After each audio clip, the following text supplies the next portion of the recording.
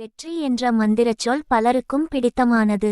ஆனால் எல்லோருக்கும் வெற்றி கைகூடுகிறதா என்பது அவரவர் எடுக்கும் முயற்சிகளில்தான் இருக்கிறது.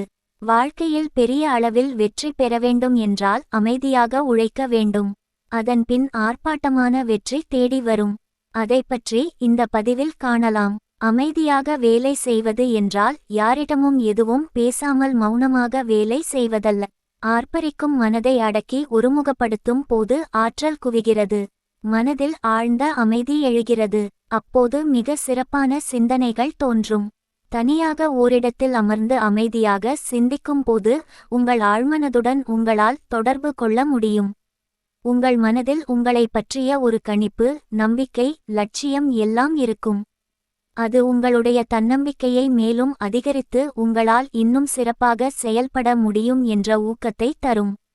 அமைதியாக வேலை செய்வது ஒரு விதமான ஒழுக்கத்தையும் விடாமுயற்சியையும் தன்னை அறிதலையும் ஊக்குவிக்கும். சவால்களை எளிதாக சமாளிக்கும் தைரியத்தை அளிக்கும். புதுவிதமான சிக்கல்களை எதிர்கொள்ளும் துணிவை தரும். பிறருடைய உதவி இன்றி உங்களாலேயே இத்தகைய இக்கட்டான சூழலையும் சமாளிக்கும் ஆற்றல் கிடைக்கும். அதனால் ஒரு மிகச்சிறந்த மனிதராக நீங்கள் உருவெடுப்பது மட்டுமல்லாமல் உங்களுடைய தொழிலிலும் வெற்றி பெறுவீர்கள்.